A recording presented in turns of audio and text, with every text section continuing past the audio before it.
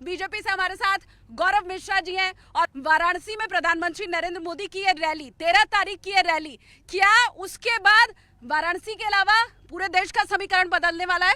पूरे देश का है नहीं, काशी जो है पूरे विश्व का समीकरण बदलने वाली है, क्योंकि प्रधानमंत्री मोदी जी न सिर्फ काशी को बदला है बल्कि पूरे भारत के वांग्मय को बदल दिया है। जो फ्रेजाइल 5 की इकोनॉमी थी भारत, उसको टॉप 5 इकोनॉमी में तब्दील कर दिया है। लेकिन रोड शो से कुछ बदलेगा? रोड शो अभूतपूर्व होगा। पूरे विश्व में इतना बड़ा रोड शो न पहले कभी हुआ था और न होगा, जैसे 2019 में हुआ था। उसका भी रिकॉर्ड ब्रेक होने जा रहा है। 400 पार विद्यालयों में छात्र संघ के चुनाव बंद कर दिए, ये नाराजगी दिखाई दे रही है छात्रों की। देखिए, छात्र इस भारत की बुलंद भविष्य हैं और उनके लिए भारतीय जनता पार्टी पूरी तरीके से कमिटेड है। नहीं, लेकिन ये मोदी जी करेंगे क्या? मुझे वो भी ध्यान रखना चाहिए कि छात्र संघ जब थे तो उस समय साल में 4 बार साइन डाई और कर्फ्यू लगा करते थे। तो ये आवश्यक है कि उन सारे बिंदुओं पर ध्यान रखते हुए पुनः एक बार फिर छात्र संघ को बहाल किया जाएगा। उसके लिए भारतीय जनता पार्टी कमिटेड है। राहुल गांधी मोदी जी से डिबेट कर पाएंगे? वो चाहते हैं, दिल से चाहते हैं। राहुल गांधी ये कह रहे हैं एक बार आमना सामना तो करो, सवाल पूछूंगा। देखिए, राहुल गांधी और प्रधानमंत्री मोदी जी का क्या आपस में तालमेल, क्या तुलना? डिबेट करना है आकर के बनारस में चुनाव लड़ लें। अगर इतना ही वो प्रधानमंत्री जी के बराबर अपने आप को समझते हैं तो चुनाव लड़के देख लें, उनको हैसियत पता चल जाएगी डिबेट की क्या है। और उनसे डिबेट करने के लिए तो मेरा बच्चा ही काफी है। गांधी प्रधानमंत्री पद के उम्मीदवार भी नहीं है। राहुल गांधी इंडिया गठबंधन में भी कोई अध्यक्ष या कोई बड़ी पोजीशन पे नहीं है, एकमात्र सांसद है। मोदी जी से उन्हें लड़ना है। बिल्कुल स्वाभाविक है। एनडीए ने बहुत सर्वसम्मति से प्रधानमंत्री मोदी जी को पुनः प्रधानमंत्री का कैंडिडेट बनाया है। अगर राहुल गांधी में इतना ही पोटेंशियल है, इतना ही क्षमता है, तो इंडी गठबंधन उन्हें घोषित करे प्रधानमंत्री का कैंडिडेट, कांग्रेस पार्टी घोषित करे प्रधानमंत्री का कैंडिडेट, तब उनकी समझ में आती है कि पार्टी में हैसियत है। राहुल गांधी शालिनी जी, राहुल गांधी के नेतृत्व में कह लीजिए अघोषित रूप से कांग्रेस पार्टी 49 से ज्यादा चुनाव हार चुकी है और विपक्ष में अपना नेता भी बनाने की हैसियत में नहीं है। इसे डेटा कहते हैं। और ये कह रहे हैं कि राहुल गांधी को प्रधानमंत्री बनाएंगे। इस बार 400 पार का जो नारा है ना, वो यूं ही नहीं है। कांग्रेस पार्टी को फिर विपक्ष का नेता नहीं मिलेगा। मुझे ये बताइए, ये जब चुनाव आते हैं तो राम की बात क्यों होने लगती है? मोदी जी ने अभी नया नया ये कहा है कि जब तक मैं हूं तब तक राम की पूजा से कोई रोक नहीं सकता है। पहले कोई रोक रहा था? हाँ बिल्कुल, राम के अस्तित्व को ही इस देश में नकारा जाता था। राम सेतु को तोड़ने का फरमान जारी किया जाता था, एफिडेविट जमा किया जाता था, यहाँ तक कि 84 कोसी परिक्रमा यात्रा में साधु संतों को उठा के बंद कर दिया जाता था। राम भक्तों पर गोलियां चलवाई गईं।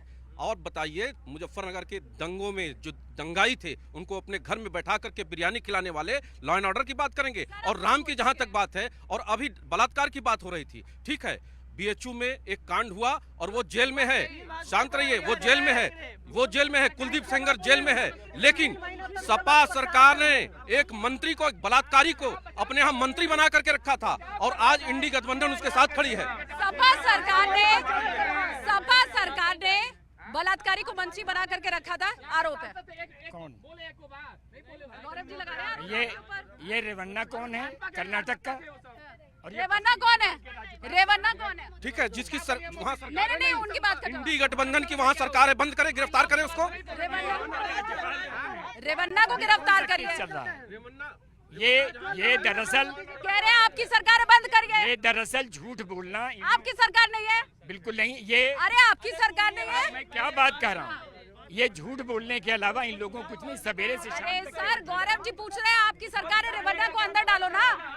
हो रही कार्रवाई हो रही है।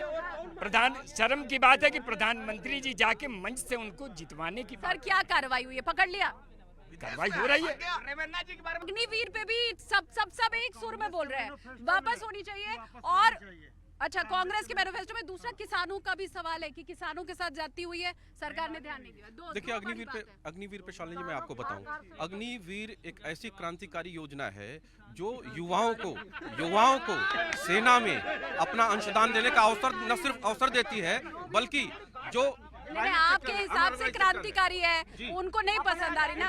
आप जिनके लिए लेके आए हैं वहाँ से निकलेंगे, इनके घर के लोग जाएंगे, पूछिए। जो बच्चे वहाँ से निकलेंगे हाथ खोल करके खड़े हैं। गौरव जी वो पूछ रहा है आपके घर का बच्चा जाएगा? आप सांसद और विधायक बनिएगा 5 साल के लिए और अग्निवीर हम बनेंगे 4 साल के लिए। ऐसा नहीं कि परमानेंट भर्ती सेना में नहीं है, उसमें भी परमानेंट भर्ती है, उसमें भी एक निश्चित पोर्शन जो है सेना में परमानेंट के लिए जा रहे हैं, और जो सेना में सर्विस दे करके प्राइवेट सेक्टर में जा रहे हैं वो एक अनुशासित कार्य क्षमता वाले। मैम ये सुन रहा हूं, कोई एक कैसा है? देखिए इन लोगों ने ओपीएस लागू करने की बात की थी कई स्टेट में। उनके सवाल का जवाब मैं उन्हीं का जवाब दे रहा हूं। और आज वहां पर इतना फिजिकल डेफिसिट आ गया है कि सैलरी नहीं दे पा रहे हैं 3-3, 4-4 महीने की, और एनपीएस स्कीम, और 22 लाख जब 22 लाख 25 लाख रुपए लेकर के वो युवा निकलेगा तो निश्चित रूप से उसके स्वरोजगार के लिए एक मोटा अमाउंट उसके पास होगा, कुछ भी कर सकता है। आपकी बात, आपके तर्क अपनी जगह, बड़ी बात ये युवा नहीं चाहता ना, आप देना चाहते हैं, आपको अच्छी लग रही है, वो चाहता नहीं है। भरपूर लाइन लगी है, युवा चाह रहा है, युवा मैं ये मोदी जी के खिलाफ साजिश हो रही है बीजेपी के अंदर, पार्टी वाले ही कर रहे हैं। देखिए ये प्रधानमंत्री मोदी जी जिस पेस से इस देश को आगे ले जा रहे हैं, रिटायर हो रहे हैं कि मैं बता रहा हूँ, विदेशी ताकतें अपने कुछ गुर्गे यहाँ पर छोड़ रखी हैं केजरीवाल के रूप में, और जो इस तरह का भ्रम जनता के अंदर फैलाना चाहते हैं, लेकिन जनता उनको जवाब दे रही है, और जनता इस चुनाव में भी उनको जवाब देगी। 10 साल पहले ईमानदारी के नाम पर आए थे और बेईमानी के नाम पर जेल काट रहे हैं, और वो दिन दूर नहीं कि जब कन्विक्शन उनको होगा, आप देखिएगा। ठीक है।